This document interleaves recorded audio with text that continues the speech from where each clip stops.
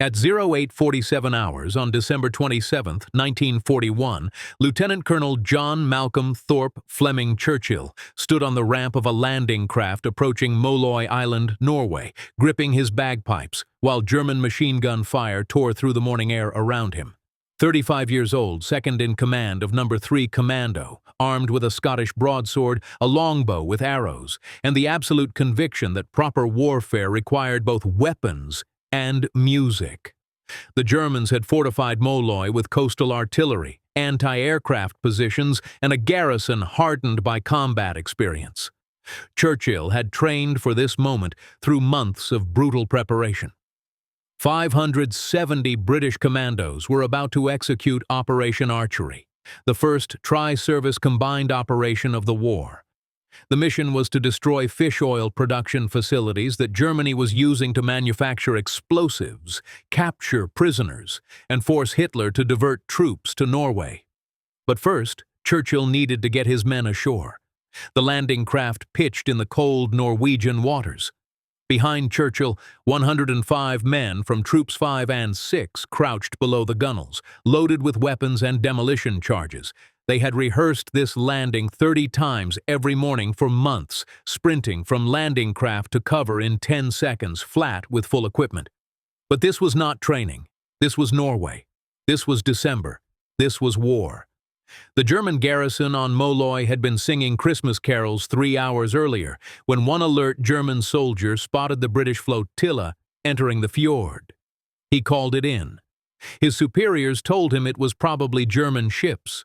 When he persisted, they told him he had celebrated Christmas too much. The warning was dismissed. Now HMS Kenya's 12 6-inch guns were raining shells on the German coastal batteries. 4 destroyers added their 4-inch guns to the bombardment. In 10 minutes, 400 shells hammered the German positions. Smoke and fire rose from the island. The Germans were scrambling to defensive positions, confused, disoriented, but ready to fight. Churchill lifted his bagpipes. The landing craft was 200 yards from shore. German machine gun bullets cracked through the air. Men flinched. Churchill played. The drone of the bagpipes cut through the roar of naval gunfire. March of the Cameron Men, a martial tune written for the 79th Cameron Highlanders, played at British Army functions for decades. But never like this. Never approaching an enemy shore under fire. Never with German bullets searching for the piper. The melody was defiant. The gesture was insane. The effect on the commandos was electric. If you want to see how Churchill's bagpipe charge turned out, please hit that like button. It helps us share these forgotten stories with more people. Subscribe if you haven't already. Back to Churchill and his pipes. John Malcolm Thorpe, Fleming Churchill, was born September 16th, 1906, in Colombo, British Ceylon. His father, Alec Fleming Churchill, worked as an engineer in the Ceylon civil service. The family moved to Hong Kong when Jack was 4, then returned to England in 1917. Nothing about Churchill's early life suggested the warrior he would become. He was educated at King William's College on the Isle of Man, then graduated from the Royal Military College at Sandhurst in 1926. He was commissioned into the Manchester Regiment and posted to Burma. There he discovered motorcycles. He rode 1,500 miles from Rangoon to Pune, India, to take a signals course. This was before there were proper roads. On the way back, he collided with a water buffalo and somehow made it to his post on time. The Burma Rebellion broke out in 1930. Churchill served through it. But peacetime army life bored him. In 1936, at age 30, Churchill left the army and worked as a newspaper editor in Nairobi, Kenya. The job was duller than military service. He quit and tried acting. He appeared in 2 films, The Thief of Baghdad in 1924, playing a Mongol archer, A Yank at Oxford in 1938, playing a bagpiper. He had taught himself bagpipes during army service, an unusual hobby for an Englishman. He also taught himself archery, English longbow, medieval weapon, completely obsolete in modern warfare. Churchill became exceptional with it. In 1939, he represented Great Britain at the World Archery Championships in Oslo, Norway. He finished 26th in the men's recurve competition, the only Englishman in the field. Churchill also competed in the 1938 military piping competition at the Aldershot Tattoo. He took second place, the only non-Scot in the competition. His fellow competitors were shocked. Some were outraged. An Englishman beating Scottish pipers at their own instrument wasn't supposed to happen. When Germany invaded Poland in September 1939, Churchill immediately rejoined the Manchester Regiment. He was 33 years old. He reported for duty carrying his Scottish Claymore broadsword and his longbow with arrows. A superior officer questioned the sword. Churchill replied, "In my opinion, sir, any officer who goes into action without his sword is improperly dressed." The officer had no response to that. Churchill was assigned to the 4th Infantry Brigade, part of the British Expeditionary Force sent to France in May 1940. The Dial Plan called for British and French forces to enter Belgium and stop the German advance. The plan failed. The Germans outmaneuvered them. Churchill's unit was retreating toward Dunkirk. His commanding officer was wounded. Churchill took command. Near the French village of L'Épinette, they encountered a German unit in superior strength. Churchill's men took cover in a farm storage tower. From the top of the tower, Churchill spotted a German Feldwebel, a staff sergeant, directing his troops. German bullets whizzed past Churchill's head. He loaded an arrow into his longbow, nocked it, drew the string to his cheek, and released. The arrow caught the German sergeant in the left side of his neck. The man dropped instantly. Churchill's men opened fire with rifles. The Germans fell back. It was the only recorded longbow kill of World War II. It earned Churchill 2 nicknames, Mad Jack and Fighting Jack. The names stuck for the rest of his life. Churchill and his men made it to Dunkirk. They were evacuated to England along with 338,000 other British and French troops between May 26th and June 4th, 1940. Back in England, Churchill volunteered for the Commandos. The Special Service Brigade was a new formation. Prime Minister Winston Churchill, no relation to Jack, had ordered the creation of specially trained troops to conduct raids against Nazi-occupied Europe. The Commandos were all volunteers. Their training was brutal. Live ammunition in exercises, physical conditioning that broke men, night operations 3 times per week, cross-country marches with full equipment through Scottish Highlands, landing drills on River Clyde beaches until 30 men could exit a landing craft and reach cover 25 yards away in 10 seconds. Churchill thrived in this environment. By December 1941, he was second in command of No. 3 Commando under Lieutenant Colonel John Durnford Slater. Durnford Slater was a careful planner who believed detailed preparation saved lives. Churchill was the opposite. Aggressive, unconventional, willing to charge into situations that terrified other officers. The two men balanced each other. Durnford Slater planned the operations. Churchill executed them with flair. In late October 1941, Lord Louis Mountbatten took command of combined operations. He briefed Durnford Slater on a new mission, Operation Archery. Target: the Norwegian islands of Vågsøy and Måløy, 350 miles north of Norway's southern coast, halfway between Bergen and Trondheim. The islands housed fish oil production facilities producing glycerin for German explosives. They also served as a convoy assembly port for German merchant ships using the inner lead, the protected passage through Norwegian fjords. Intelligence estimated 150 German troops on Vågsøy, another 50 on Måløy Island. 4 4-inch quick-firing guns protected the approaches. Multiple machine gun positions covered the landing beaches, and German air bases at Herdla were only 40 minutes flying time away. The mission was ambitious. Land 570 commandos at first light. Neutralize the coastal batteries on Måløy Island. Clear the town of South Vågsøy house by house. Destroy the fish oil factories, the radio station, and any German shipping. Capture prisoners for interrogation. Then withdraw before German reinforcements arrived. It would be the first operation to integrate Royal Navy gunfire support, Royal Air Force air cover, and ground assault from the planning stage. Nobody had attempted a combined operation of this complexity. Mountbatten told Durnford Slater, "Nobody knows quite what is going to happen, and you are the ones who are going to find out." Churchill's role was to lead Troops 5 and 6, 105 men, against Måløy Island. Their objective was the coastal battery, 4 4-inch guns that could destroy the Royal Navy ships supporting the operation. Until those guns were silenced, the entire mission was at risk. Churchill studied the intelligence. Måløy Island was small. The guns were positioned to cover the approaches to Ulvesund, the channel between Vågsøy and the mainland. The German gun crews were experienced. They would be alert after the preliminary naval bombardment. Speed was essential. Hit them hard, hit them fast, before they could organize resistance.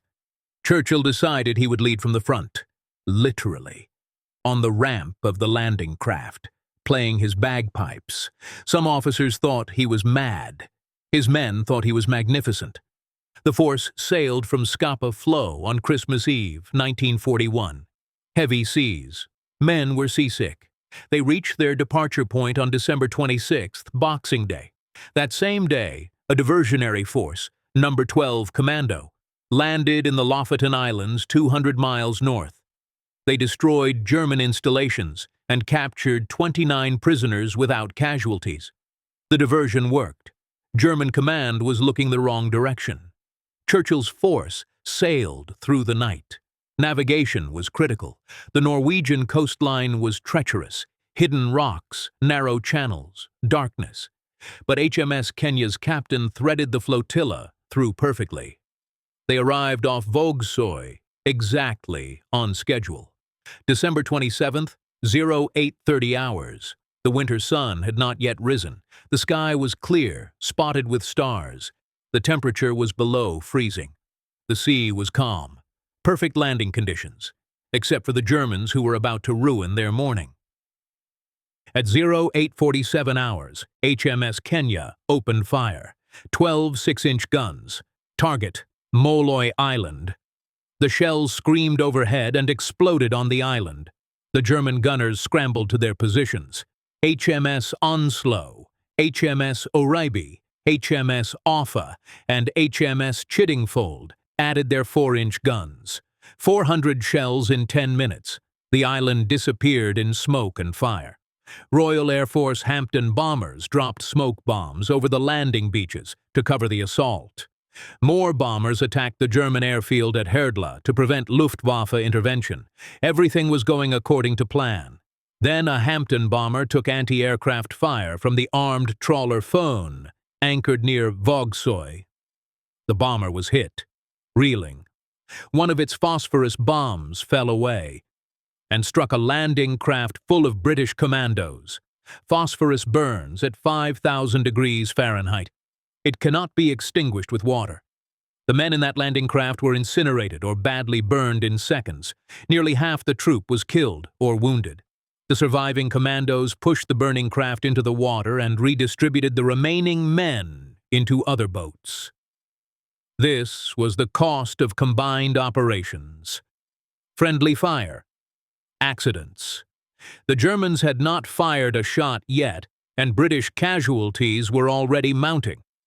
Churchill's landing craft hit the beach at Måløy at 0853 hours. The ramp dropped. Churchill was playing the final notes of March of the Cameron Men. German machine guns opened fire from positions 100 yards inland. Bullets cracked past Churchill's head. He finished the tune, set down his bagpipes, drew a grenade from his belt, pulled the pin, threw it toward the German positions. Explosion. Then he drew his Scottish broadsword and charged. The commandos followed. The broadsword was a basket-hilted claymore, slightly smaller than the full Scottish claymore. Churchill called it his clay beg.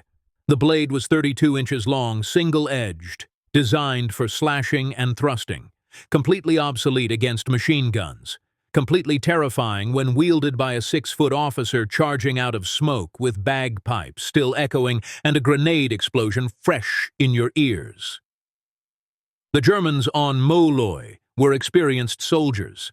Many had served on the Eastern Front. They knew how to fight. But they had never seen anything like Mad Jack Churchill. Nobody had. Churchill's men spread out and assaulted the German positions with rifles, grenades, and submachine guns. The fighting was close range, brutal. The Germans fought from prepared defensive positions, trenches, sandbag emplacements, concrete bunkers.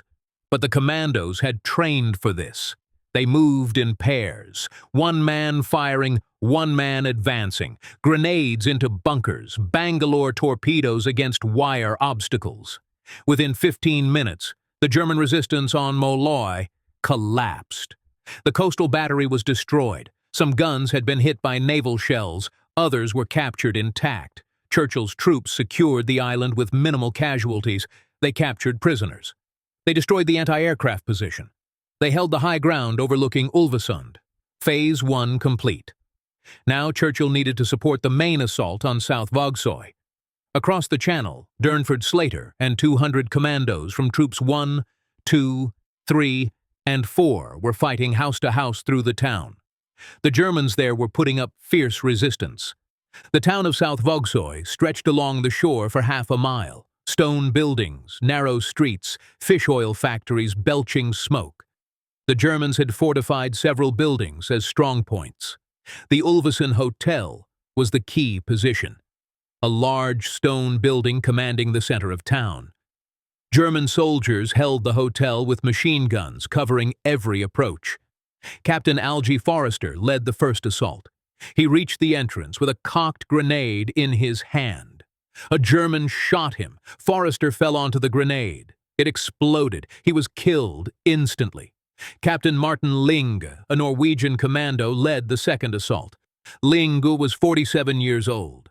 Before the war, he had been a prominent actor in Norwegian films. He volunteered to fight the German occupation. He was shot dead storming the hotel entrance. The hotel was a killing ground. Every British attempt to breach it failed. Officers were dying. Men were pinned down. The attack was stalling. Then Captain Bill Bradley appeared with a 3-inch mortar he had resourcefully procured from somewhere. He set up the mortar 50 yards from the hotel and started dropping bombs through the windows. After 6 rounds, the German resistance inside collapsed. The commandos stormed the building. The Germans inside surrendered or died fighting. Churchill and his men crossed from Måløy to reinforce the assault on South WWII. They arrived in time to help clear the southern end of town. German snipers were everywhere, hidden in buildings, in fishing boats, behind stone walls. One sniper shot Captain O'Flaherty through the right eye. O'Flaherty survived. He later returned to duty wearing a black eye patch and finished the war as a brigadier. The commandos dealt with snipers by burning them out. 2-man teams. 1 man with a flamethrower, 1 man with covering fire. House by house. The Germans fought hard. Street fighting is the worst kind of combat. Close range, confusion, civilians mixed with combatants. The British wore khaki uniforms. The Germans wore field gray. In the smoke and chaos, it was hard to tell friend from enemy until you were close enough to die. By 10:30 hours, the town was secured. The fish oil factories were burning, the radio station was destroyed. Royal Navy destroyers had sunk or captured 8 German ships in Ulvesund, totaling 15,650 tons, 5 merchant ships, 2 armed trawlers, 1 armed tug, all destroyed. The mission was a complete success, except the casualties. The British had lost 17 men killed, 53 wounded. The Germans lost approximately 150 killed. The commandos had captured 98 German prisoners. Among them were several Kriegsmarine sailors, Wehrmacht infantry, and Luftwaffe personnel. Intelligence officers would interrogate them all. Any information about German defenses, troop dispositions, and morale was valuable. At 1330 hours, the withdrawal began. The commandos marched back to their landing craft. They carried their wounded. German prisoners carried equipment. The fish oil factories were still burning.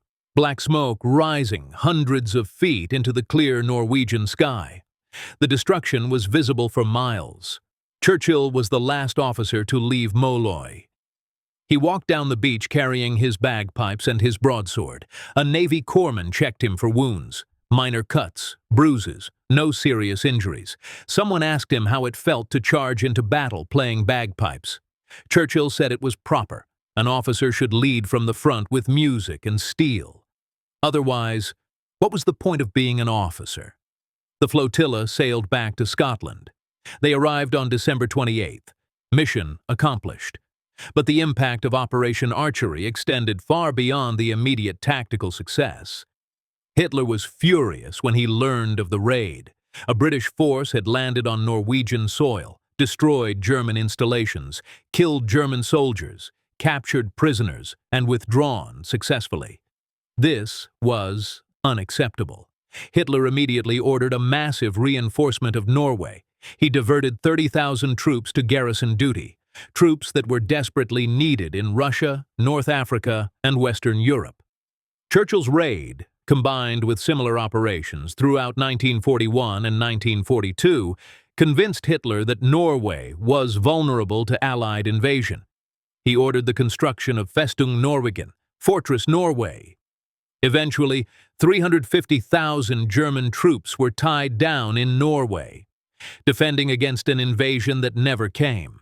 Those troops could have turned the tide in other theaters. Instead, they sat in Norwegian bunkers while the war was lost elsewhere. For his leadership at WWII, Churchill received his second military cross. His first had come from the action at Lepinette, where he killed the German sergeant with an arrow. Now he had two. He would earn more. Churchill's war was far from over.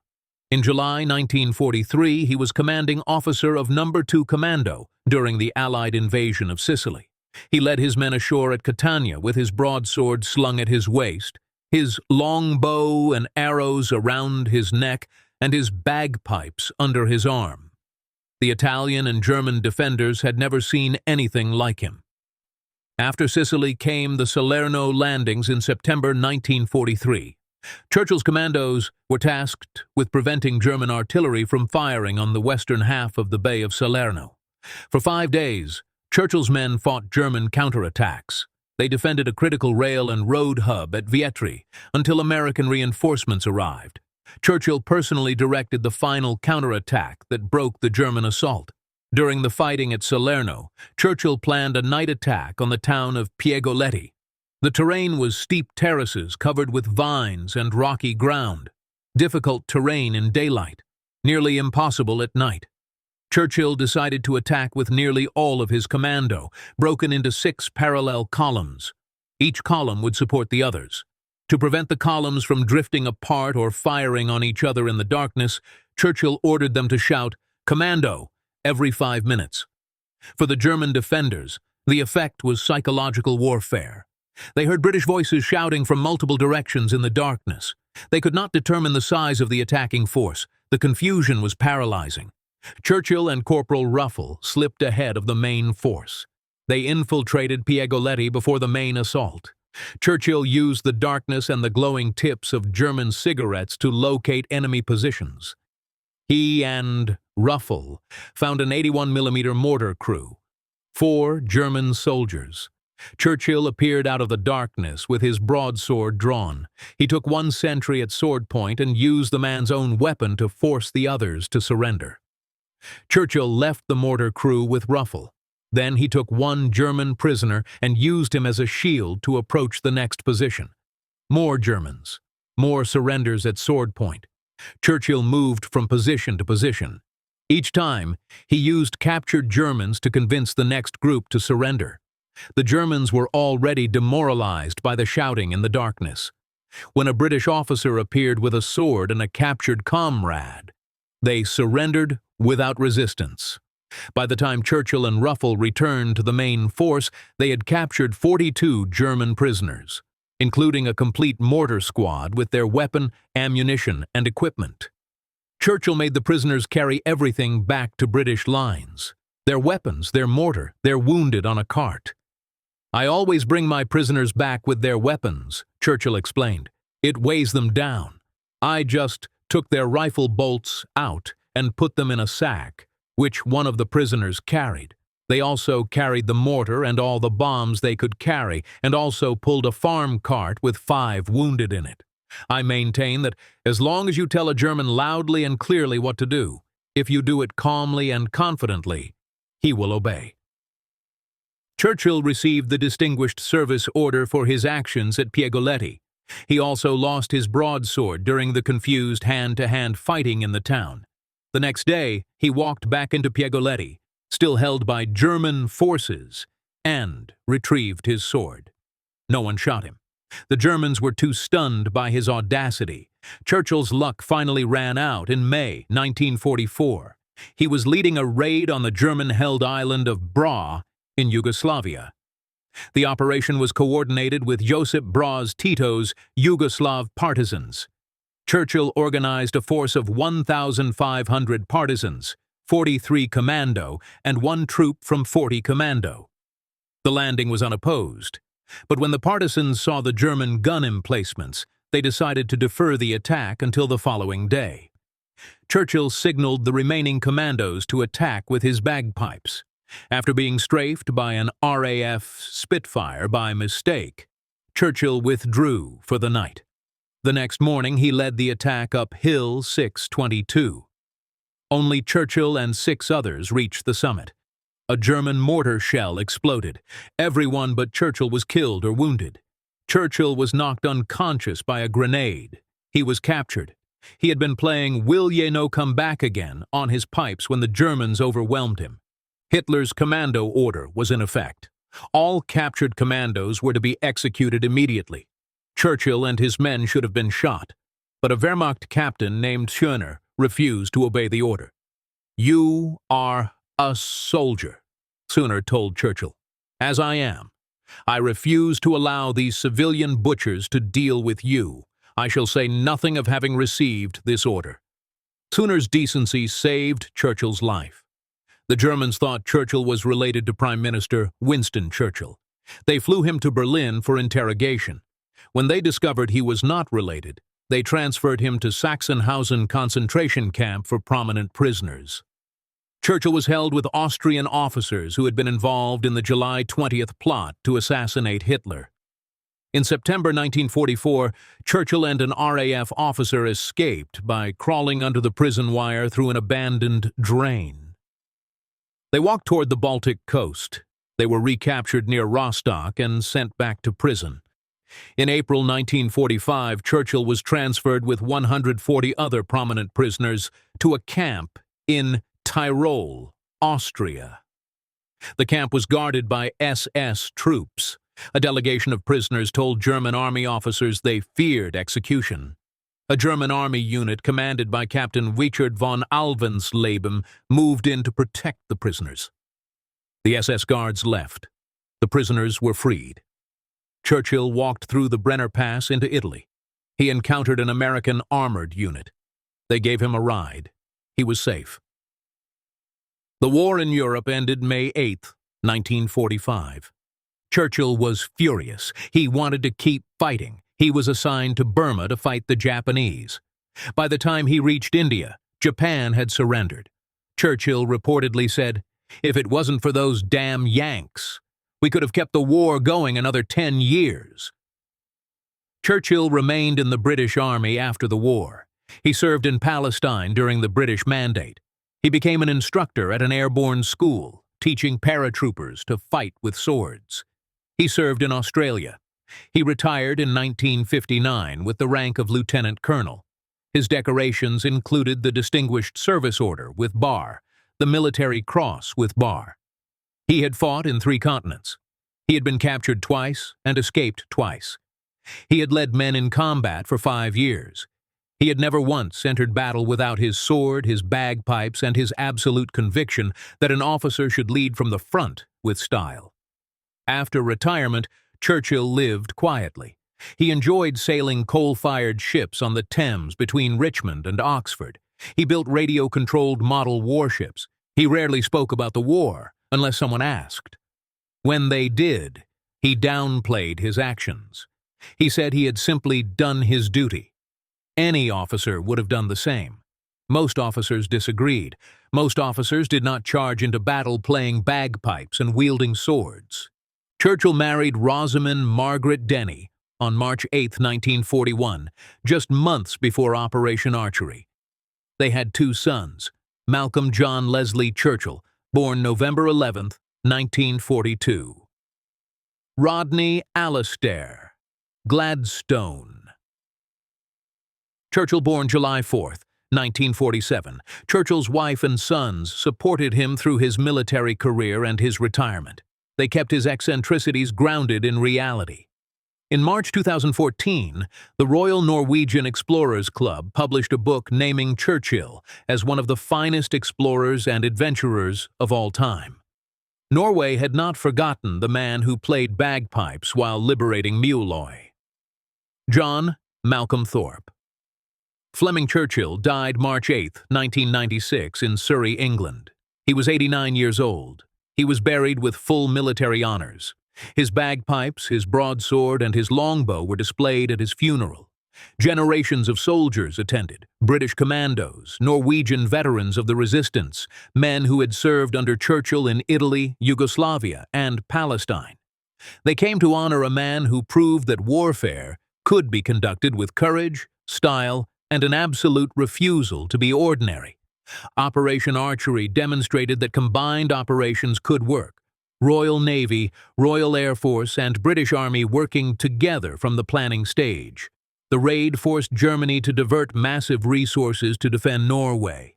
30,000 troops immediately, eventually 350,000 troops tied down for the rest of the war.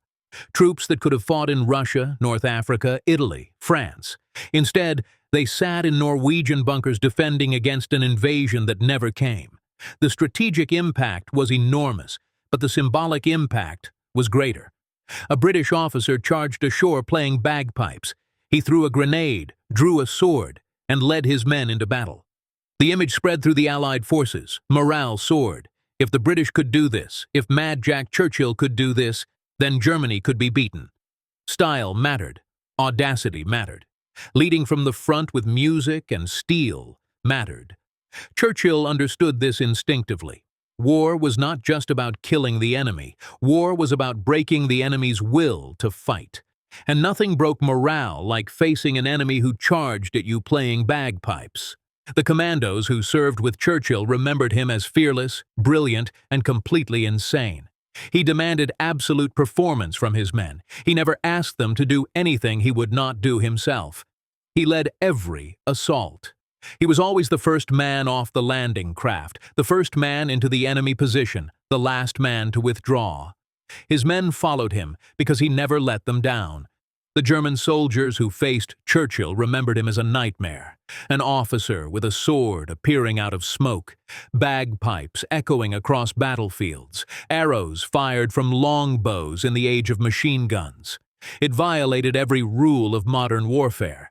It was psychologically devastating. How do you fight an enemy who does not play by the rules?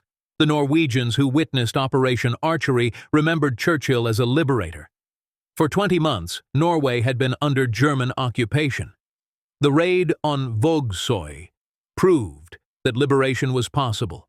The British had not forgotten them. The commandos came ashore playing bagpipes and throwing grenades. They destroyed German installations and withdrew successfully. Hope returned to occupied Norway. Resistance increased. The raid inspired thousands of Norwegians to join the resistance or escape to Britain to fight. 42 German soldiers surrendered to Churchill at Sword Point in Italy. 98 German prisoners were captured at WWII. Hundreds more surrendered to Churchill's commandos across 3 years of combat. Every one of them returned to German lines with stories about Mad Jack. The British officer with bagpipes and a sword. The stories spread through the Wehrmacht. They reached officers planning defensive operations. How do you defend against an enemy who plays bagpipes while attacking? The psychological impact was real. German soldiers questioned their own courage. If a British officer could charge into machine gun fire, playing music, what did that say about their own willingness to fight? Churchill's style of warfare was unconventional, but it was effective. Morale is a weapon. Fear is a weapon, and nothing inspired fear like facing Mad Jack Churchill. The lessons of Operation Archery influenced Allied planning for the rest of the war. Combined operations became standard. D-Day in June 1944 was essentially Operation Archery on a massive scale. Royal Navy gunfire support, Royal Air Force air superiority, commandos and infantry landing together, detailed planning and brutal execution. The British learned at WWII. The Germans learned at WWII. Everyone learned that audacity could overcome superior defensive positions. Churchill's legacy is complicated. He was undeniably brave. He was also reckless. He risked his life and the lives of his men for symbolic gestures like playing bagpipes or carrying swords. Modern military professionals would consider his methods unacceptable. Leading from the front is admirable. Playing bagpipes under fire is suicidal. But Churchill's methods worked. His men followed him. They trusted him. They fought harder because he inspired them. And his enemies feared him. In the end, that was what mattered. Churchill proved that warfare is not just about firepower and logistics. Warfare is about people, human beings who get scared, who get inspired, who fight harder when they believe in their leader. Churchill gave his men something to believe in. He gave them an example of courage that transcended rational calculation. He showed them that style and audacity could overcome superior numbers and defensive positions. The lesson was clear. Do not fight the war your enemy expects. Fight the war you choose. If that means playing bagpipes while charging German positions, then play the damn bagpipes. If it means throwing grenades and drawing swords, then do it. If it means leading from the front with absolute confidence, then lead. The enemy will break before you do, because you have already decided you will not break. If this story moved you the way it moved us, do me a favor, hit that like button. Every single like tells YouTube to show this story to more people. Hit subscribe and turn on notifications. We are rescuing forgotten stories from dusty archives every single day. Stories about officers like Jack Churchill who charged into battle playing bagpipes and wielding swords. Real people, real heroism. Drop a comment right now and tell us where you are watching from. Are you watching from the United States, United Kingdom, Canada, Australia? You are not just a viewer.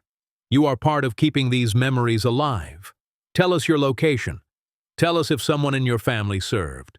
Just let us know you are here. Thank you for watching. And thank you for making sure John Malcolm Thorpe Fleming Churchill does not disappear into silence. These men deserve to be remembered, and you are helping make that happen.